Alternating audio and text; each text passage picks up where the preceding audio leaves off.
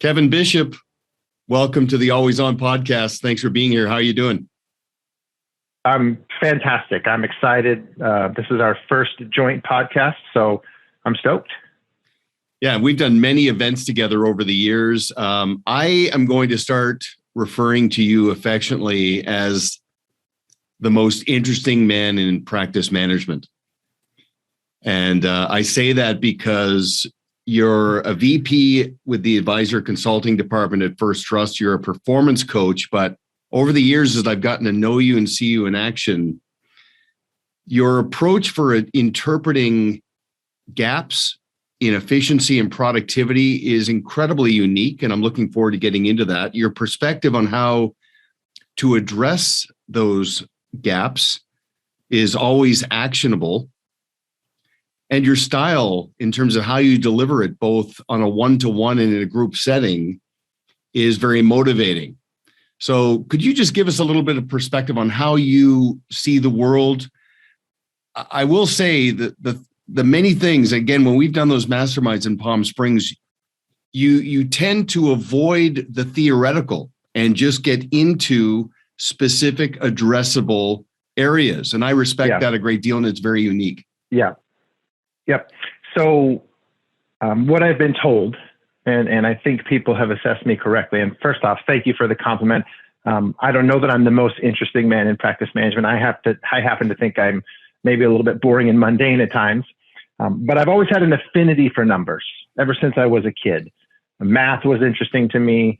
And so I've always been interested in metrics because from my perspective, they tell most of the story. They don't tell all of the story, but it's hard to hide. It's hard for advisors to give me a narrative. And then when I look at the metrics, I can see that what they're telling me and what I'm seeing in the numbers doesn't necessarily align.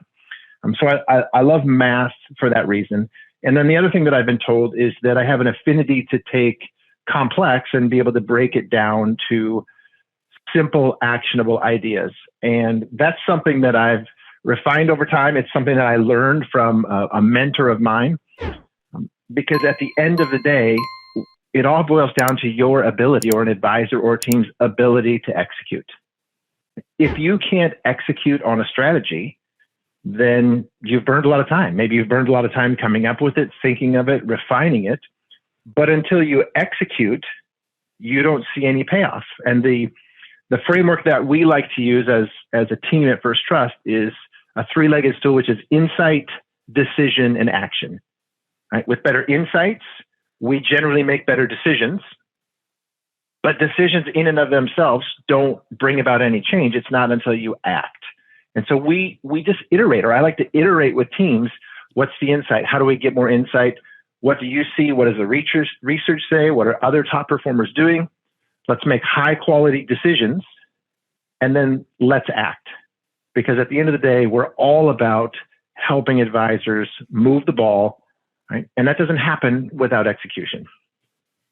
Well, and your window on the world, along with Jackie Wilkie, enables you to create that Insights and Innovations blog, which again speaks exactly to the quantitative and the qualitative approach that very high caliber fee-for-service teams rely upon. And you play at that high level, which gives you a lot of credibility. But back to the most interesting man in practice management, I'm adding that in because, especially because I know you're a numbers guy, is that now you're a hockey fan, full on. And there's no sport on planet Earth. I'm all in. Yeah, exactly. There's no sport that is more fascinating when it comes to stats, in my opinion. Like the plus minus stat in hockey. And, I don't know if you know this, but I believe, if I remember correctly, the longest continuous play in hockey without a whistle, like between whistles, was about 11 minutes. So imagine 11 minutes. Where do you see that in any sport? It's incredible. So anyway, I'm glad that we can connect on that level, but go. Yeah, that's 22 shifts in this day and age, right? That's for offensive players. That's 22 shifts. So how do you do that as a professional team? You've got to have organization. You've got to have process. You've got to have communication. You've got to have discipline, because there's another professional team on the bench adjacent to you. Yeah. So I've not historically been a a deep hockey fan, but the more time I spend getting into it now that we have a team just, an hour north of me up in Seattle, I'm fascinated by it. And the metrics inside of the game are unbelievable. Unbelievable. Well, it's interesting.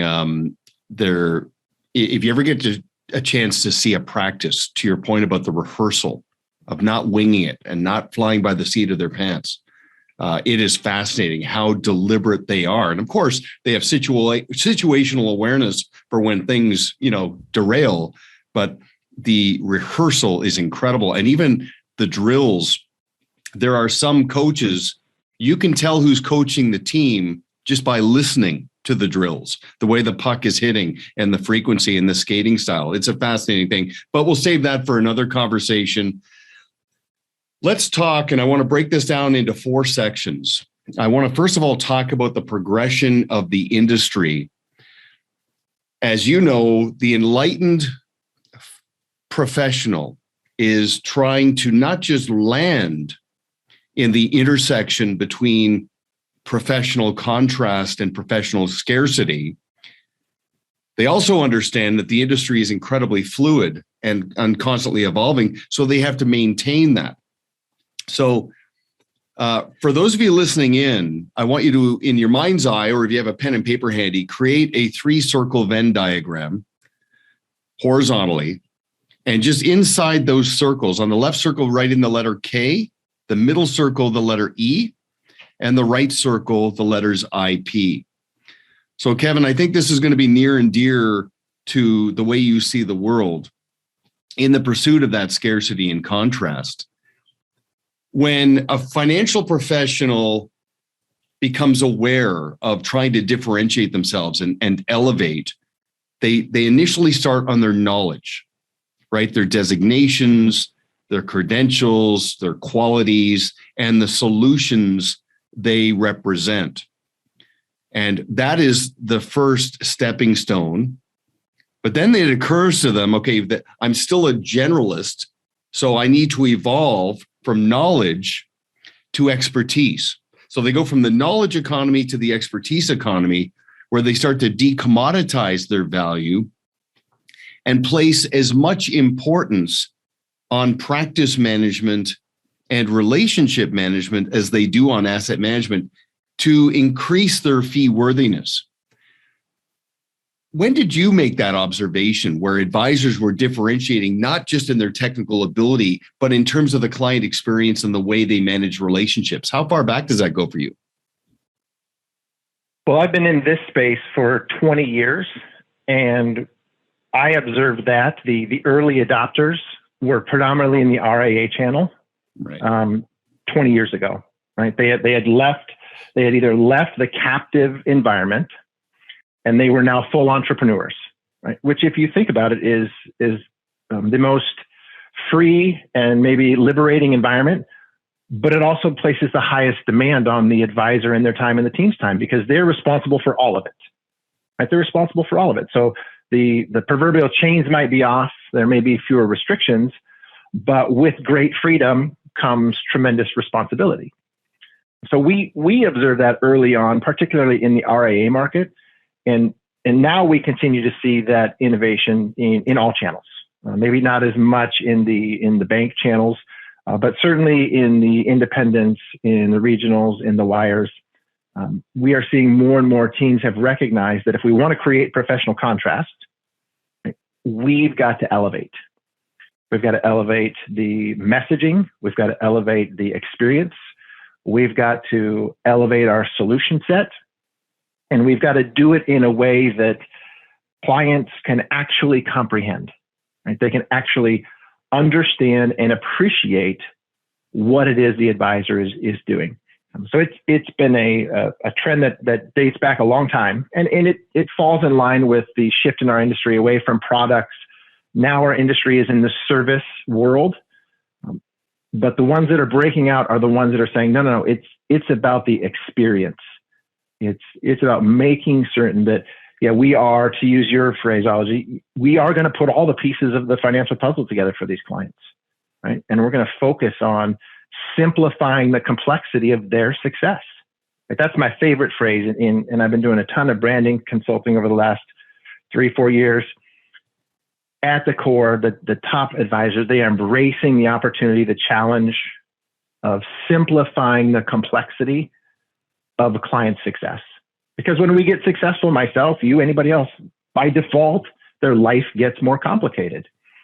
So then the question becomes, how do you institutionalize a business that does that so that you can be confident as the business grows, as the world that we live in gets more complicated, products, markets, regulatory environment, etc. What needs to be in place to institutionalize the delivery of that value? And you can't do it with just knowledge. You can become an expert in certain areas, but then it's how do you deliver that experience day in, day out, that is separating the best from the rest. Well, first of all, I got to acknowledge that was the first Spider-Man reference I've ever had in a professional conversation. So I appreciate your tribute to Peter Parker's uncle there. Great responsibility. But you're right. The entrepreneur, even if they're associated with a significant blue chip firm, they're in business for themselves, not by themselves, but for themselves, which means they've got to think about bench strength. They've got to think about outsourcing commoditized minutia to put more sand in their hourglass. They have to be more deliberate about who they're suited for. When they shift from the knowledge economy to the expertise economy, they're shifting from being a generalist to a specialist and putting a greater emphasis. So not to downplay their technical ability, but the experience is not promissory on performance short term. It's promissory on what it means to be the client. And that is profound, but that's pretty much yesterday too now, especially in light of what we've been through in the last couple of years.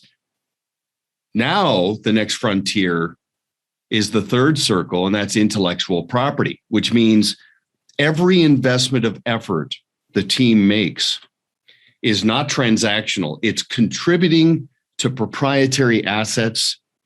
It's contributing to the clients appreciating the practice and the process as much as the people. It's creating a playbook. It's shifting from cobbling together circles of influence and actually reining in and creating a value-added support team that's engaged in the process. It's creating thought leadership, being that subject matter expert. It's its culmination on building an actual enterprise. And I know you're in the same camp. That's very fulfilling to help somebody bring to life. Oh, absolutely. Right. Absolutely.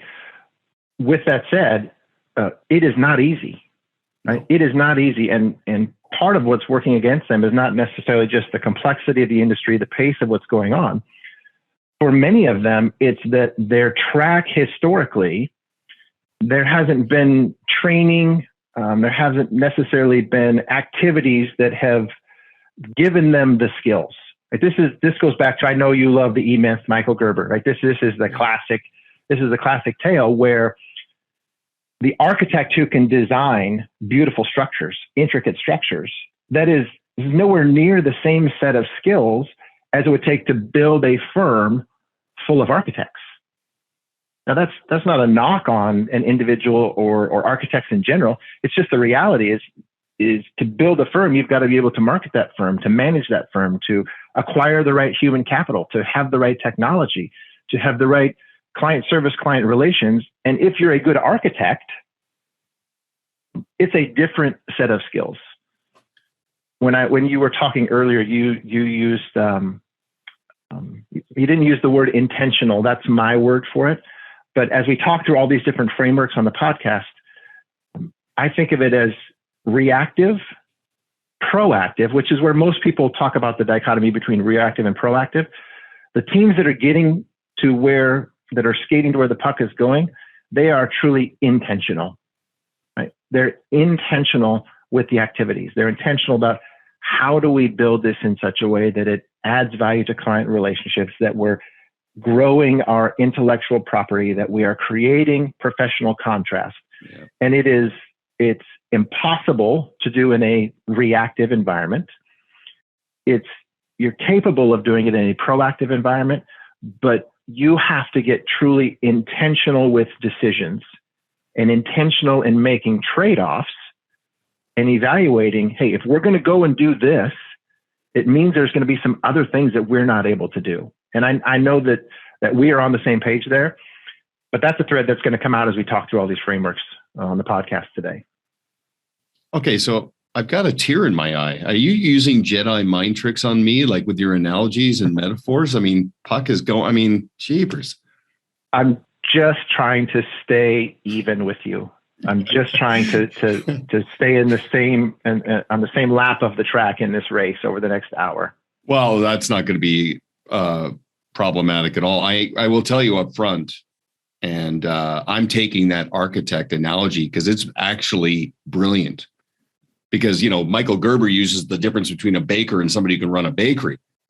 But somebody who can be an architect and actually create a blueprint to build something, that's a skill. Somebody who can also take that and actually monetize it in an enterprise, very different skill set. But, you know, the alignment there is incredible. So, yeah, I'll be taking that. I might make reference to it in the advisor play or in the blue square method and pay tribute to you. You should 100%, because if we're making tally marks of things that we have taken from each other, I'm way ahead on the scoreboard in terms of what I've taken from you over the years. So please. Wow. That's kind of you to say. I'm not quite sure. Maybe I haven't been as open about the stuff I've taken for you and shared, because you know my rule of three, right? The first time I talk about it, I give you credit. I'll say it's like Kevin Bishopp says. Second time, it's like someone says. Third time, it's like I've always said. Becomes mine. Yep. Okay, so let's shift. We'll build on the progression of where the advisor came from and where they are and where the unmet needs and the opportunities are. Now let's jump way farther down the path to the end game. And that's enterprise value. So everybody, create yourself another 3-circle Venn diagram. And let me talk about with Kevin, not just what all of this is, but what it does, because we all know what forced savings can do. Pay yourself first. We all know that there's an inflection point of how money compounds, disciplines compound. You're trying to build a business that lasts, but you're also trying to build a business that you can sell and monetize at some point for maximum value. So let's talk about the enterprise value spectrum. So in the first left circle of the Venn diagram, you have CF, which is just core fundamentals.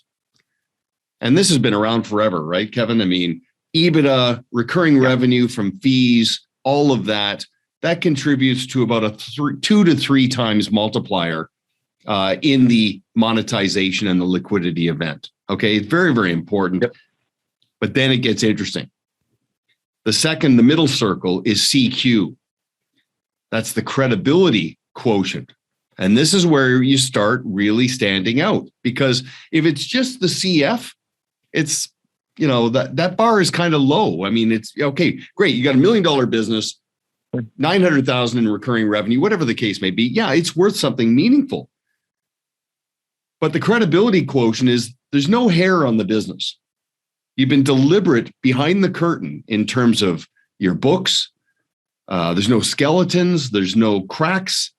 And nothing falls through the cracks because you've taken HR seriously. You know your metrics. What have you seen? How does that contribute to enterprise value above and beyond the 2 to 3x? It's substantial, right? It's substantial. And the way that I like to think about it when I'm talking with or coaching teams is there's a quantitative component. You said fundamentals, but it's the numbers, right? It's how much revenue is there? What's the probability of future revenue streams? Is it growing? How efficiently are we turning assets into revenues? How many clients, how many staff, et cetera? That's the quantitative. Then the next, you said credibility quotient. I think of that in 2 ways. One is that's the qualitative. Right? Yeah. What's the qualitative aspect of this business, right? Or said another way, how sustainable is it? Right? Is there anything that's going to jump up and bite us? Is it a book that is packed full of decumulators? Right? That obviously impacts the metrics, but it also speaks to the quality. how connected are clients to somebody other than the primary advisor? Right? That's huge. Right? That's huge, because if the advisor departs, the successor needs to or wants to know, hey, are there relationships between somebody other than the advisor and the client? How connected is the team? Right?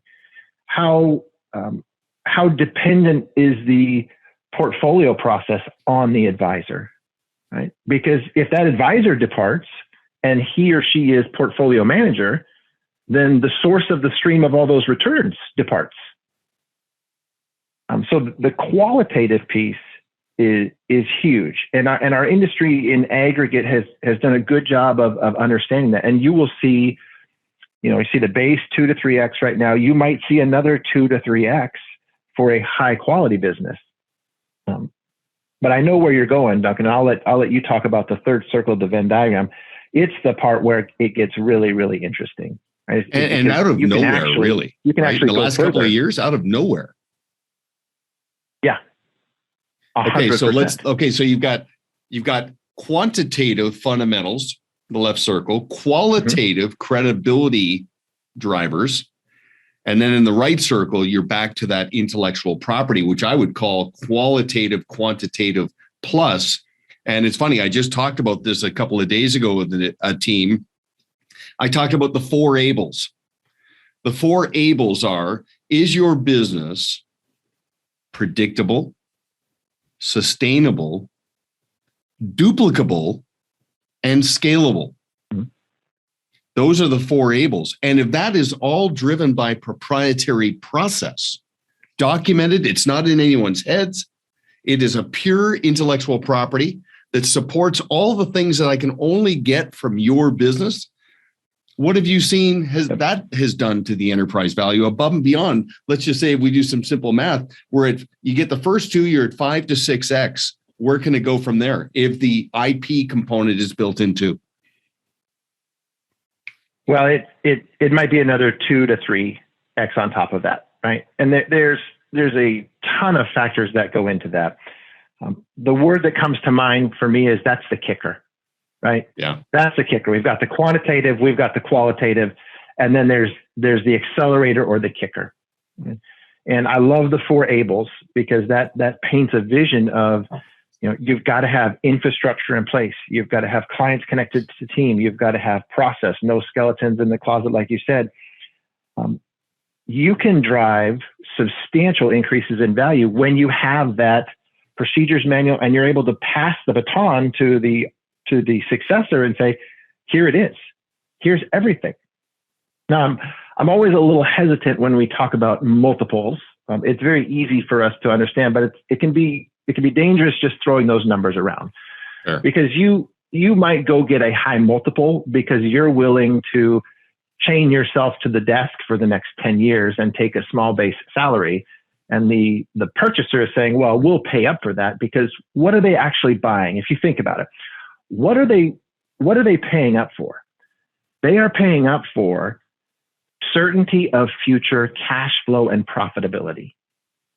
So if you want a higher multiple, they're paying up for certainty of future profitability, cash flow, growth, etc.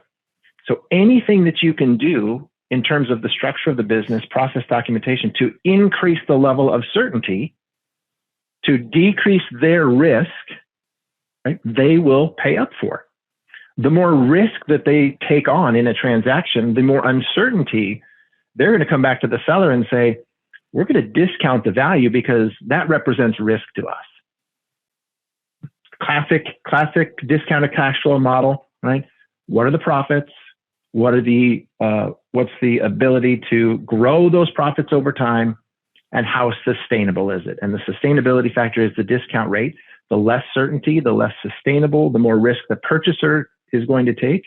That's going to compress the multiple. It's going to compress the valuation. When you liberate them from that uncertainty and those risks because you've done the hard work, right? You've created the IP, all the documentation, all the team building, all the job descriptions, all the HR management, all the compliance. I mean, you name it. This is hard work. It can be tedious at times, but that's what the buyer is willing to pay up for. That's what they're willing to participate if you're a team that wants to give up some equity, right? You want to monetize it now, but you want to stay engaged. That's what they will pay up for. Okay, so everybody just got a little window, a glimpse into sort of the art and science, because I like how you tempered down the expectations and just focused on the cause to the effect, right? The science of getting there.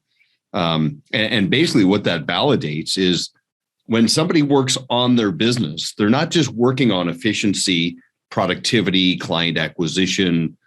They are working on their enterprise value. And we have seen, I don't know how long this window stays open for, where businesses that 5 years ago would have been 2 or 3x have been acquired entirely or partially, with a kicker and with some, hold back for later, north of 10x, because of how incredibly well built out it was.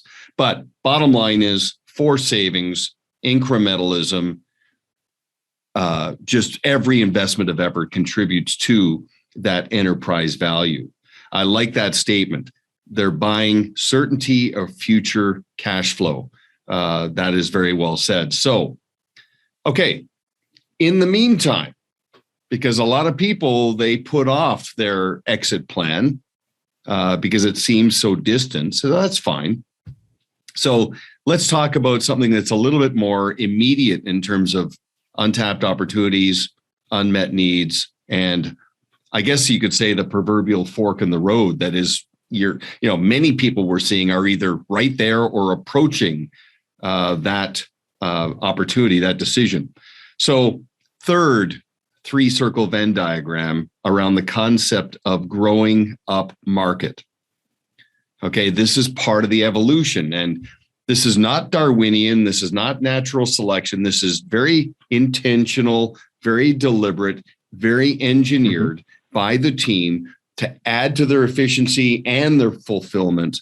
So another 3-circle Venn diagram.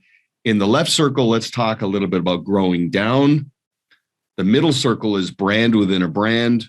And the right circle is just all in on the concept of growing up market into that multifamily office. And I know this is something you're talking about extensively. So because this is near and dear to your heart. This is kind of your core.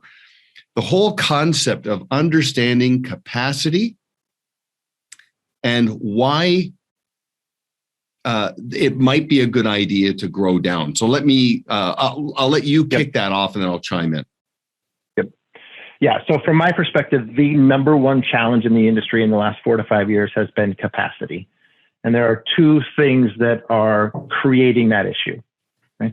Number one, it's the increase in complexity, just of the business, more products, more complex markets, higher regulatory standards that everyone needs to adhere to.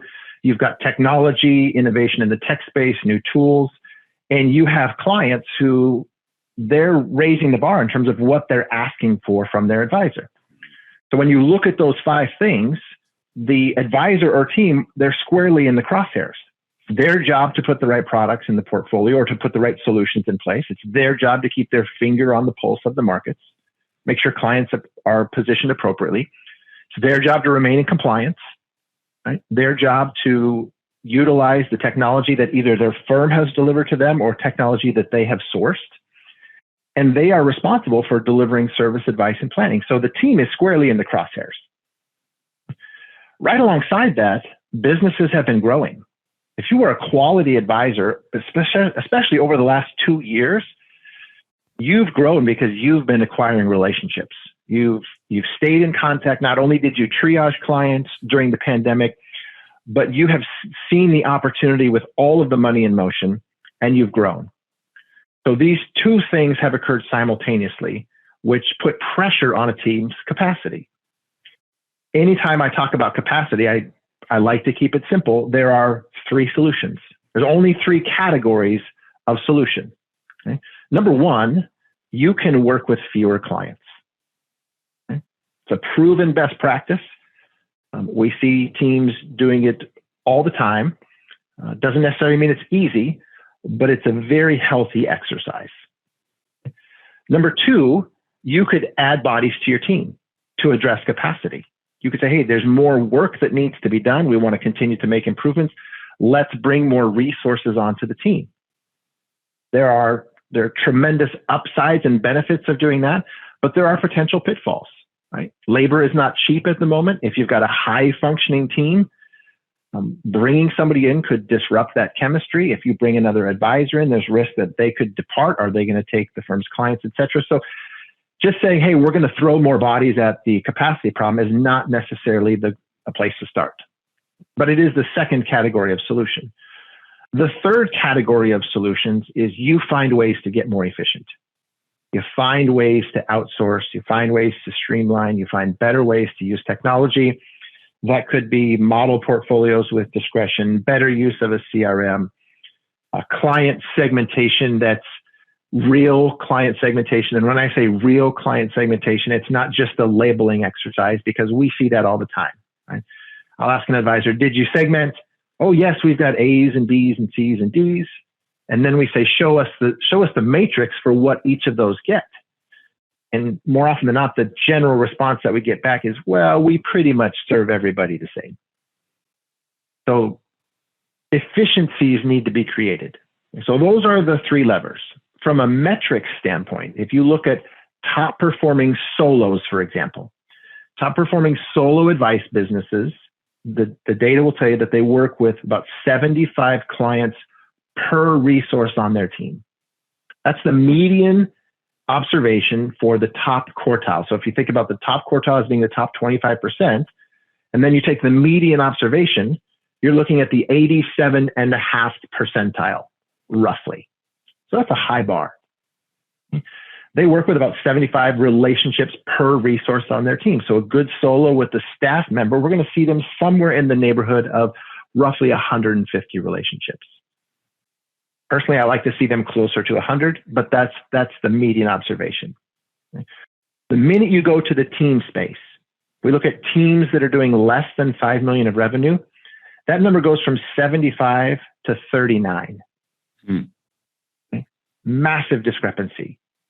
So teams are working, top quartile teams, the median observation, so 87.5 percentile, they're working with, let's just call it 40 active clients or households per resource on their team. So if I've got 2 advisors and they've got 3 staff, that's 5 bodies. We're going to find them somewhere in the neighborhood of a couple hundred clients. Now, the higher quality ones will have less. The ones that are driving a higher revenue per client will generally be less. The ones that are driving a lower revenue per client have a tendency to be higher in client number. When you click up to teams between 5 and 10 million, that number drops to 32. When you get to teams over 10 million of revenue, that number drops to 26. So let's just contrast that for a minute. Solos, great solos, 75 clients per resource on their team. Great enterprises, the ones doing more than 10 million, 26. So what do we deduce from that? We deduce that the teams that are getting to high IP, moving up market, right?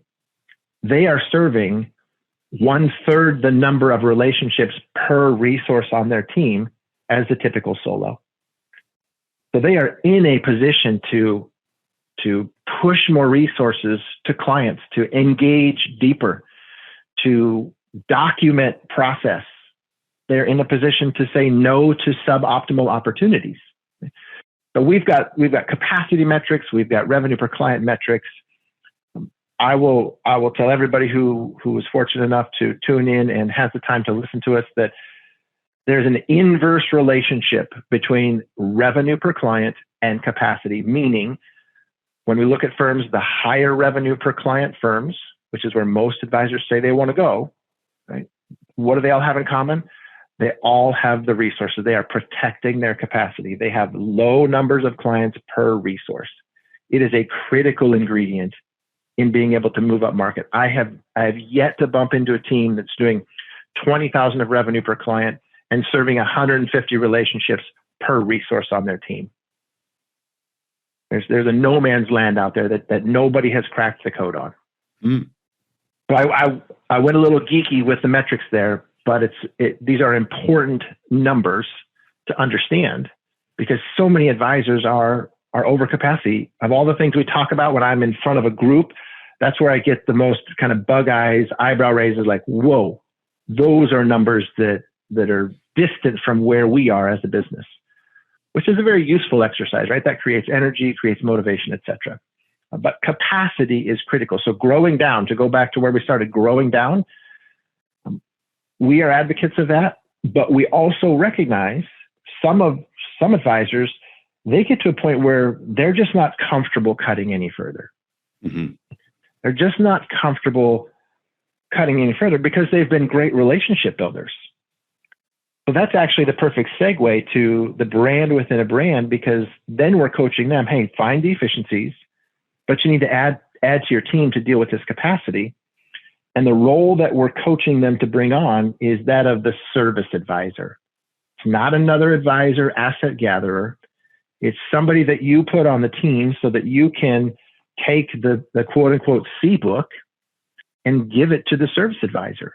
And you can build it's not a separate business, but it should feel like a separate business, right? It's scalable, it's efficient. We've got teams that have called this their gold desk. Like, that's clever branding. We moved all the small clients to the gold desk. They got a separate phone number to call in, a separate email address to send questions to. They get their own newsletter. They have their own quarterly calls that they can dial into. And it's a service advisor that the relationships have been transitioned to, and it's a scalable model. That deals with capacity, but it also liberates, right? It liberates the advisor to get to the second of these three circles. So I won't steal your message, Duncan. Tell them about the second circle here. After growing down, we get to Hold on. what? If I'm not mistaken, you have a resource that goes back to those metrics on the 75, and as the growth of the you've got some tools on that, do you not? Sure. Yeah, we've got an online tool. We've got an advisor comparison tool where you can jump out to the website. You can put in 6 data points: your assets, your revenues, how many advisors, how many staff, how much recurring revenue, how many clients, and you will get a side-by-side comparison of your business versus top quartile. Interesting. And for key metrics, so AUM, revenue, all those same metrics, but also the ratios. So revenue per client, assets per client, clients per resource, clients per advisor. You'll get side-by-side comparison. And then for every one of those metrics, we're going to score it red, yellow, green. Red is critical. Yellow is you're within 30% of the observation of top performers. Green is you are at 95% of the level or above in terms of your numbers versus top quartile. The exercise takes 30 seconds. And you get back a scorecard. And then for every one of those metrics, if you are yellow or red, we'll tell you exactly where you need to be looking. And so what's the remedy if you've got metrics that are out of line? Where can somebody get that? You go to our firm's website, FT, so Frank Tom, ftportfolios.com, and then you use the advisor login. So if you've got an advisor login to the site, you jump in there. We've got an advisor best practices page, and it's one of the headlines right there on the front page.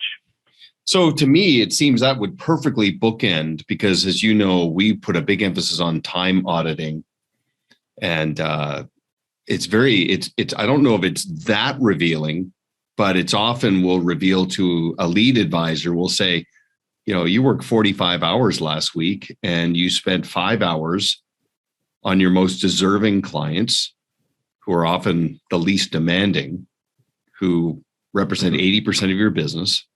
And you spent 40 hours working with the 80% who generally are often a little bit more needy, but represent 20% of the business.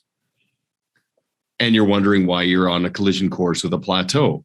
I think if somebody goes through the time audit and your process collectively, they'll find out exactly to what degree they need to grow down, and also what their value's worth and who they're ideally suited for. And that might propel somebody to the brand within the brand, which ultimately means, and I don't want to oversimplify that, but growing down means growing down your client count, potentially.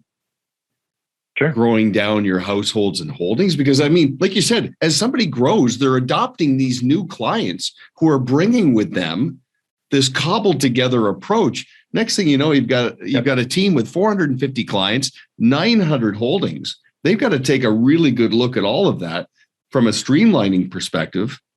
But the beauty of the exercise is it will propel you into that real sweet spot of the brand within a brand, which means you might have 300 clients, but the lead advisor is going to work with 50, and that team, the gold desk, and the C and B clients will become somebody else's A client on the team, to the point where it's a different person, but it's not a handoff. It's an upgrade because it's the same practice and the same process. But reframing the relationships to both addressable audiences, going to the 50 and saying, hey, look, we've made a decision to grow our business down so we can go deeper into the client experience and get further ahead of your evolving needs, because you're on a track where it's going to get very complex for the rest of your life. And then, of course, all the dynastic issues. That future pacing activates belonging for both groups. And there's veins of gold in both addressable audiences, which I'm sure you've seen too. 100%. Yeah. So the B's and C's that go to the gold desk, right? So the gold desk is the sub brand where we're looking for efficiency. What advisors are experiencing is when they go through that exercise and another service advisor engages and has the bandwidth to engage more deeply, they're finding more assets. Right? They're finding more assets because some of these clients have advisors that haven't talked to them for the last 12 to 18 months. They've got assets parked at the bank. They've got other accounts. They've had or they're going to have a liquidity event. Maybe it's not a huge retirement account, but they're finding more assets. And so it is a way to address capacity without having to terminate relationships that could be meaningful. Right? Because if you've been in the business 25 years, you've got clients who took a chance on you 25 years ago, right? You've got B or C clients who maybe they used to be A clients, but now they've just been spending down. They're in income mode, right? And you can't kick them to the curb. You're not going to feel good about yourself. So it is a way to deal with that. It also is a great place to build talent.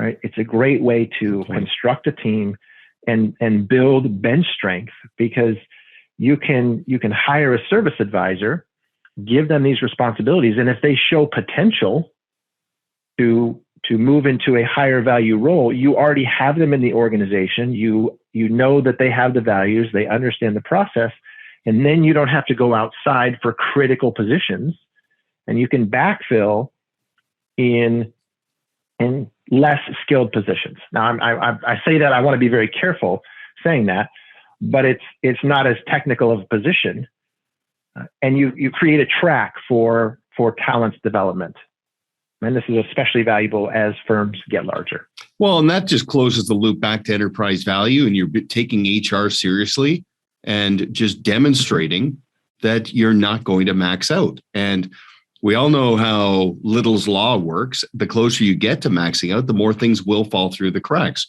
So this is just you getting out in front of it in the spirit of not plateauing the client experience either, because ultimately those needs are fluid and dynamic. Now, growing down. Hey, real quick, Duncan, can I just? Yeah. I just have one interesting thing. So everybody knows 80-20, right? You of all people know this because Pareto is built on 80-20. 80-20 actually breaks down to 80, 15, and 5 when you look at it. If you segment a book and it's A, B, and C, we're typically going to see 80% of the revenue in the top tier. And that's not new information to advisors. Okay? Where it gets interesting is now you get 15% of your revenue from that middle tier, maybe the middle third, and they typically get 5% of revenue from the bottom third. So that's interesting. But here's the other fascinating part. If you look at the average revenue per client in each of those segments,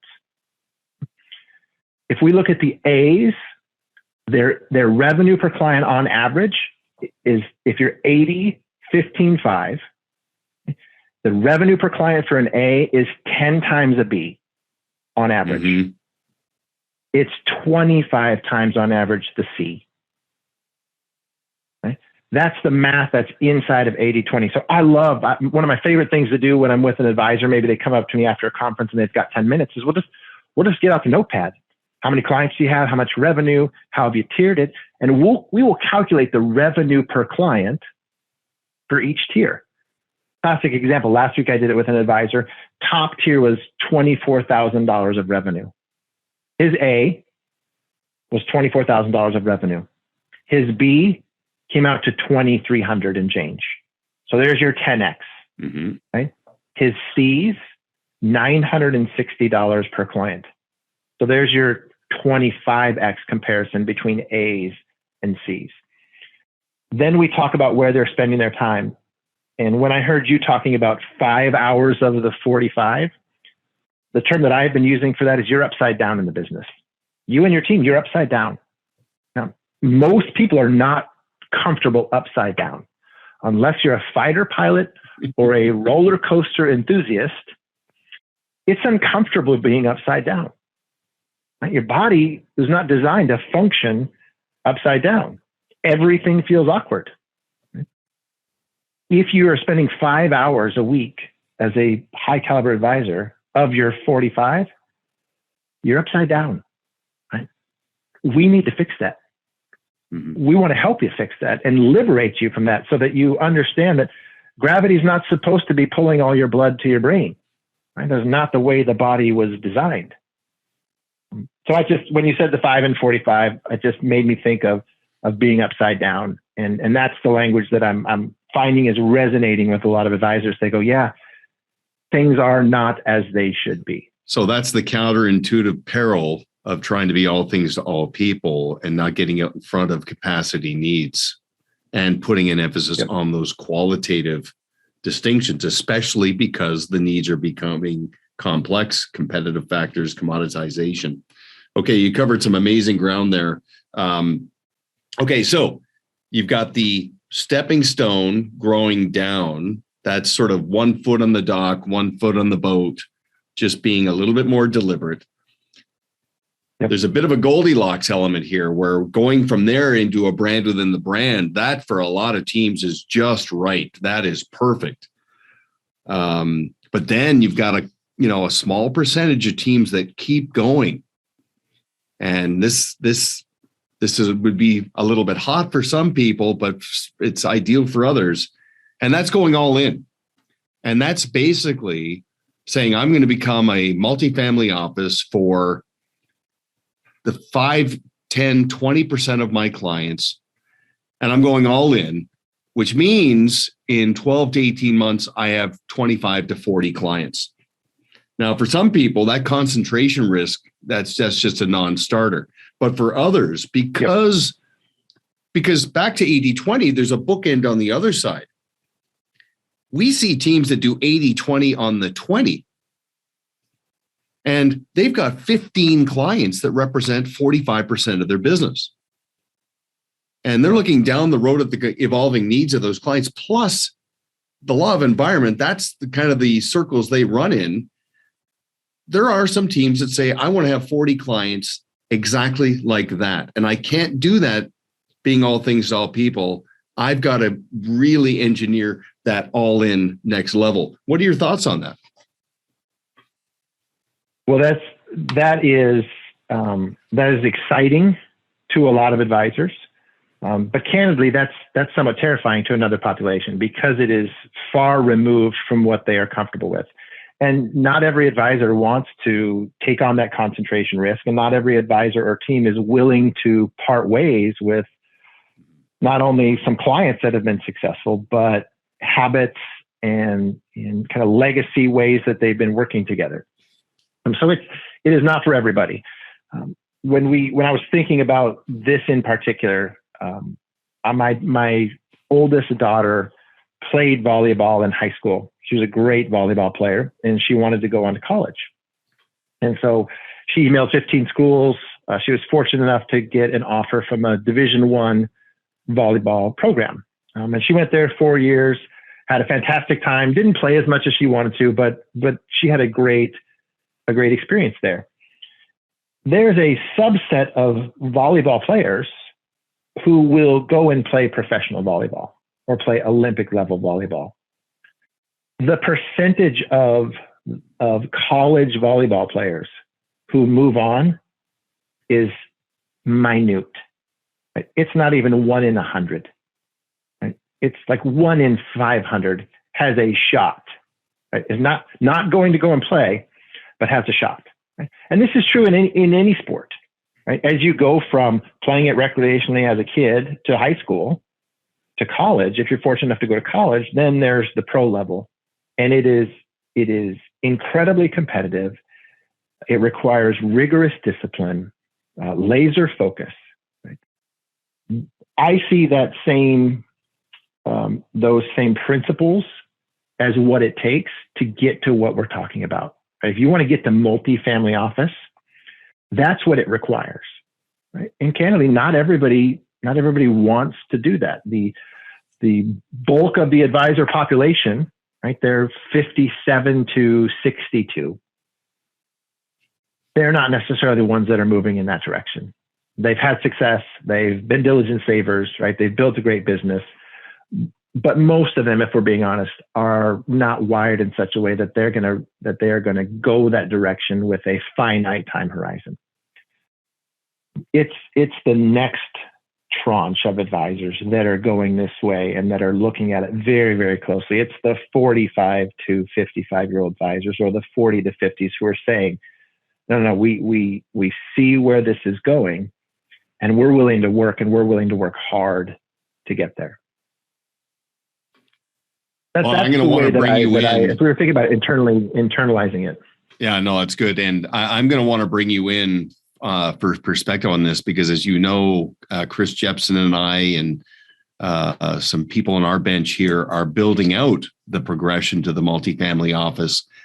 And I wouldn't say I underestimated the complexity, but it's a great exercise to go through to consolidate and create these checklists and considerations, even if it convinces somebody not to do it and stick in the middle, sure, the sweet spot of the brand within the brand. But we are seeing some people that are in that space now, and the complexity of needs is just, it's incredible when you've got clients that are in that $100 million net worth category. Anyway, we'll save that for another conversation. I want to get to the culmination of the conversation, which is the fourth 3-circle Venn diagram. And we just want you to reimagine growth and where this is going directionally. So you got your 3-circle Venn diagram. In the left circle, you have B2C. In the middle, you have B2B. And in the right, you have franchise ready. So a lot of what we've been talking about is refining and optimizing, professionalizing and standardizing your business to client retail business for growth, enterprise value, consistency. And many advisory teams are content with that. And they're going to have a great exit or a great, with a client in mind, continuity and succession plan in place. My point, Kevin, is I just want to remind everybody, based on this, in the spirit of IP, your B2C business is a proof of concept.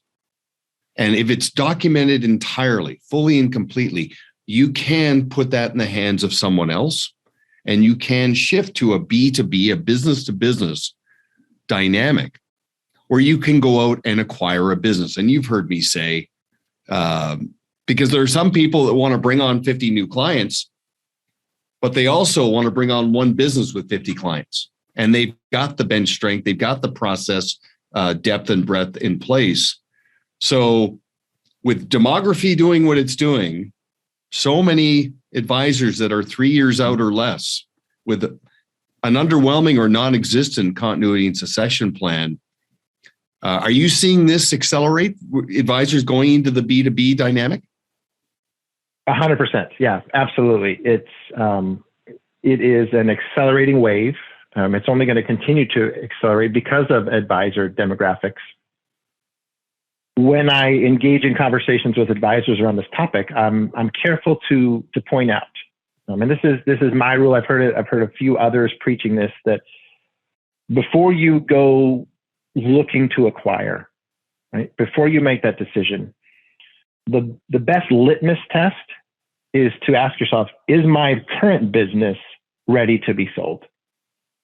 Right? Is the business that I have today ready to be sold? Right? Because, and the reason this is important, is if the existing business is a mess, now that's being a bit extreme, right?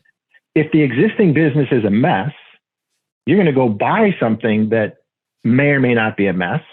You have compounded the level of complexity, right, in an industry that's only going to get more complicated. So the prerequisite to increase your odds of successful transition is to say, no, the business that we have, it could be sold, right? Or it is franchise ready in its current form, right? Even if it's a B2C business like you just described, we've got process, we've outsourced from the investment side, we've got the team in place, we have or will have the bandwidth to when we onboard these new clients of this other advisor, or maybe we're bringing one of their staff people over. That is a prerequisite that I'm preaching. Is it always that way? No, it's not always that way, but it is critical, and it will dramatically increase the probability for success. The other thing that I'm seeing, and this is one that is a little bit trickier to navigate, is the clever acquirers are doing a couple of things, and they're doing them well. They're going out and they're not necessarily acquiring all of a business. They're going out and they're saying, yeah, we see this business. We want your 50 best relationships. We don't want the 250. We want the 50.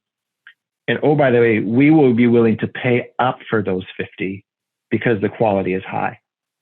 So now the seller is saying, okay, maybe my business is 2 times revenue if I sell it all in one place.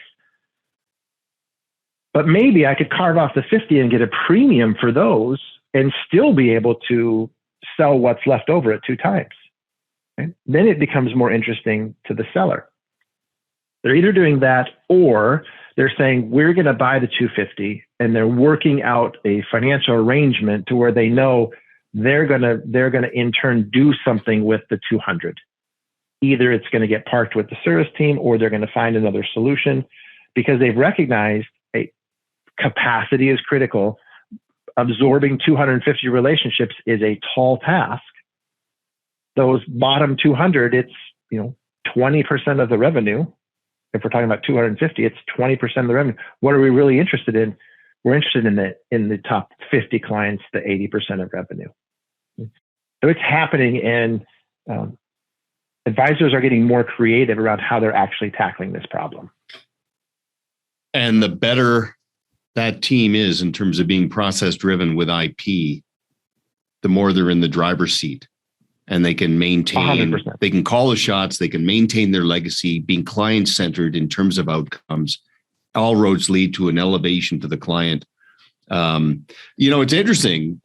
You said something as the litmus test, and it lines up beautifully, but actually hand in glove, because my litmus test has always been, are you and the key players in your enterprise obsolete? Could you be gone and the place would still run like a Swiss watch? Okay. That in sync with what you said. Could I sell my business and it'd be continuous in its flow? Together, I think that makes the perfect litmus test. But here's the thing, and we're seeing this, and it's staggering. Both in terms of productivity, but also fulfillment, when the B2B goes into franchise ready, which means they're not just acquiring a business, they are acquiring more than one business, And they're attracting advisors that are fed up with the friction and the regulatory and the volatility and uncertainty. They just want to be liberated to focus on what they love to do. So they want to draft in and take advantage of scale. And this becomes another income stream for the lead advisor to become franchise ready. I will just say, as we wind down here, everybody tends to knee jerk and say, there's way more buyers than sellers. Okay, yeah, that's true, which is just an opportunity for professional scarcity and professional contrast, because I think the bar is low, right? For a lot of opportunities, I think you can really stand out. But based on demographic forces, you get out in front of it now, those forces and dynamics are going to change in the next 3 to 5 years, and you'll be well positioned. Before I let you go, speaking of positioned, now you're a hockey fan. What's your favorite position to watch? Which position on the team do you most appreciate? Well, so I'm fascinated by goaltenders. I'm fascinated in particular by their movement and what they can do on ice skates, the lateral movement, the flexibility, the agility, the reflexes. So I'm fascinated by them. I am, more than anything, I would say I'm not fascinated by individuals. I'm more fascinated by how they move in concert, right? Because when you first start watching hockey, your eye follows the puck, right? For the novice fan, the eye follows the puck. Well, as you watch more hockey, and this is going to be true of any sport, you start watching what people without the puck are doing, right? And that's where it gets really interesting, because then you see, and the coverage doesn't always show it, but you know, if a guy's coming up ice, you know that they're where other players should be, right? And you know what creates opportunities, and what creates opportunities is space.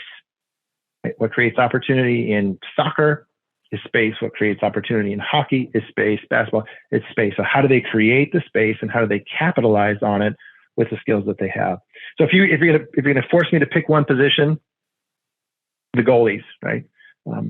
I'm also very intrigued with defensemen, and the reason I'm intrigued with defensemen is they don't have the same padding that the goalies have, but they are the ones who are more inclined to throw their body in front of 100-mile-an-hour slap shots, which last time I held a hockey puck, I thought this thing's going to come at me at 100 miles an hour, and I'm not even wearing as much padding sometimes as a football player in certain spots, and I'm exposed on my skates because it's just a thin boot.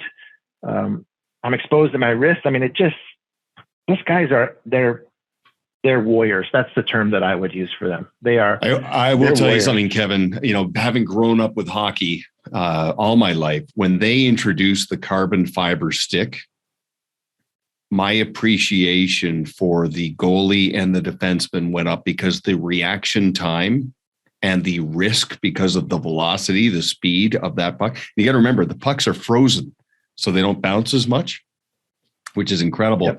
Yep. But back to your point about the complete player, you look at a player, Patrice Bergeron for Boston. He is the classic 200-foot player. Hard to play against when he doesn't have the puck. Incredibly crafty when he has the puck. Playmaker, but he is not tilted one side to the other. And, the whole plus minus stat is reflected in that. He's one of my favorite players in the NHL. Who's one of your favorites? Well, when I first started watching hockey, my wife and she loved the Pittsburgh Penguins. So I got to watch a lot of Crosby and a lot of Malkin in particular. And those guys have been playing together for, 15 years. Yeah. Incredibly skilled. I really like watching them. I liked watching Tyler Johnson for years because he played for the Spokane Chiefs. I grew up in Spokane. Good dude from everything that I can tell, and fun to watch. I think, and this is one where I think there's mixed emotions, but to me, Ovechkin is phenomenal, right? And he's phenomenal because I had no idea until I really started paying attention to how big he is and how physical he is as a forward, right? But incredibly skilled. And the guy's 40 plus now. and playing with all the kids and still successful, right? Still effective. I don't know if he's quite 40, but he's pushing it. But I believe, if I'm not mistaken, both of his parents were Olympians. What I respect is his incredible longevity and relevance from beginning to today. He's on the verge of passing somebody on the all-time scoring list. I think he was drafted number 2 behind Crosby, if I'm not mistaken. Or maybe he was a year before or after. Malkin might have been a year after.